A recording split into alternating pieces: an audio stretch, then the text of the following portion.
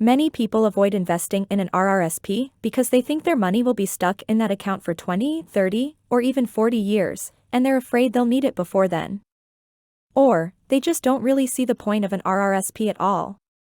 If you're one of these people, let me reassure you, investing in an RRSP does not mean that you can't touch that money until you retire. Plus, there are very specific benefits to an RRSP, which you can't get with any other type of account. Hi. My name is Kat and I'm a chartered professional accountant. On this channel, we discuss Canadian tax, accounting, and personal finance, with the goal of helping you keep more of your hard-earned money in your own pockets. Today's video is all about RRSPs. We'll go over what an RRSP is, the two key benefits of an RRSP, and how RRSPs actually work, including deduction limits and withdrawals. At the end of the video, I'm going to share a free tool that will calculate how much money you can personally save by contributing to your RRSP. So let's jump right in. First of all, what is an RRSP? RRSP stands for Registered Retirement Savings Plan. It's basically a type of bank account that you set up through your financial institution. You can have your institution manage it for you, or you can set up a self-directed RRSP, which you manage yourself on a platform like Questrade. The main goal of an RRSP is to help you put funds aside for your retirement. You can do so until December 31st of the year you turn 71 years old. You might be wondering why you should set up an RRSP if you can simply put money aside in a regular savings account. There are two key benefits to an RRSP. 1. The money you contribute allows you to reduce your income taxes. We'll see how that works shortly. 2. Any investment income you make within an RRSP account, including interest, dividends, and capital gains, is tax-exempt. For example, if you earn $10,000 inside your RRSP account, you won't pay a single dime in taxes on that money. This second benefit also applies to TFSAs. For more info on TFSAs, be sure to watch my video linked in the description box below. So, how exactly do RRSPs work? It's very simple. You make contributions to your RRSP, in other words, you put money into your RRSP account. How much you can contribute depends on your RRSP deduction limit, which I'll explain a little later. Next, the amount that you contribute can be deducted from your net income when filing your income taxes, so it reduces the amount of taxes you need to pay. Meanwhile, the money inside your RRSP account earns investment income and you don't pay taxes on that either. Let's look at a quick example. Let's say you earned $65,000 this year and you made a $5,000 contribution to your RRSP. Your net income for tax purposes would be $60,000 and your federal taxes would be just under $7,000. Without the RRSP contribution, your net income would have been the full $65,000 and your taxes about $8,000. By making the contribution, you saved over $1,000, which is basically 20.5% of the $5,000 you contributed. Keep in mind that doesn't even take into account provincial taxes, which currently range from 7 to 19% at this income level, depending on the province you live in. Someone living in Quebec, for example, would have saved a total of $1,975 in federal and provincial taxes combined, or 39.5% of the $5,000 contribution. On top of that, let's not forget that the $5,000 sitting in your RRSP account is also earning tax-exempt investment income. Assuming a return on investment of 5% per year, that's another $250 in your pockets tax-free. Before we go on, if you've learned something so far, please take a second to give this video a like, it really helps the channel. Okay, now let's talk about the RRSP deduction limit. Your deduction limit is based on several factors, the main one being 18% of your earned income from the previous year, up to a maximum amount.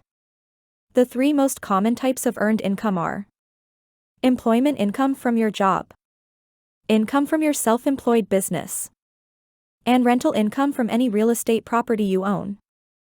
Other less common types of income, such as disability payments, are also taken into account, as well as unused contributions from a previous year, and a few other items. But don't worry, you don't need to do the math yourself. The CRA does it for you. You'll find your deduction limit on your latest notice of assessment, or by logging into your CRA online account. But why is it important to know your deduction limit? Because if you contribute more than your deduction limit to your RRSP, you'll need to pay a tax of 1% per month on the excess amount.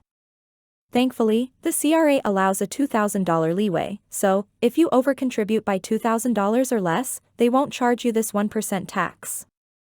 Next, what if you want to withdraw the money from your RRSP? You can withdraw the funds tax-free in very specific circumstances, such as for the Home Buyers Plan or the Lifelong Learning Plan.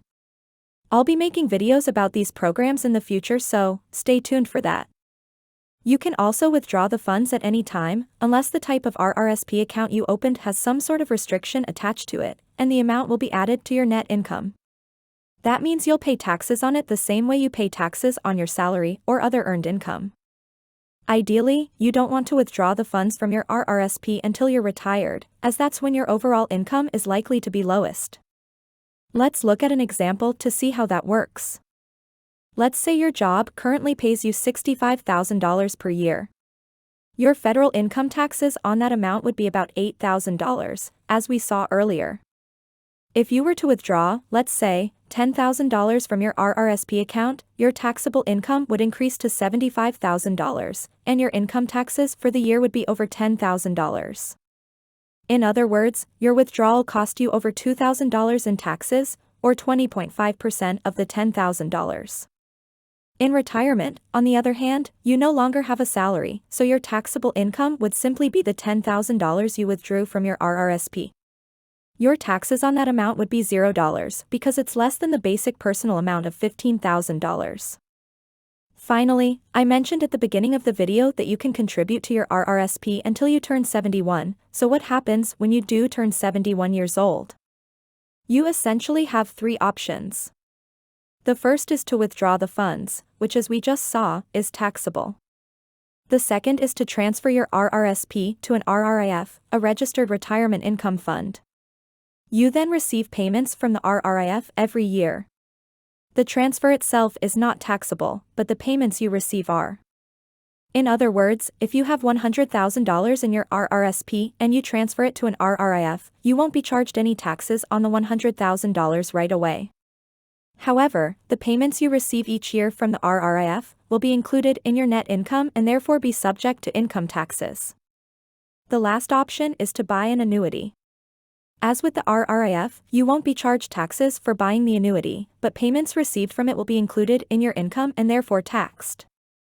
Now that we understand RRSPs, I want to share a tool with you which I created to help you see how much money you can save by contributing to your RRSP. It's simply an Excel file, and all you need to do is enter your income for the year and the amount you're thinking of contributing to your RRSP. The tool will then tell you how much taxes you can save by making the contribution. Obviously, this is an approximation, since you won't know exactly how much you earned until the end of the year, nor which deductions and credits you'll be entitled to, but it'll give you a good idea of what to expect. To get the tool, simply click on the link in the description box below. So there you have it. We discussed what an RRSP is, the two key benefits of an RRSP, how RRSPs actually work, including deduction limits and withdrawals. I also shared a tool that calculates how much money you can personally save by contributing to your RRSP. That's all for today's video. I hope you found the information helpful. Don't hesitate to ask your questions or submit special requests for future videos in the comments. Be sure to hit that notification bell if you want to be the first to know when a new video is released. Thanks for tuning in, and I'll see you next time.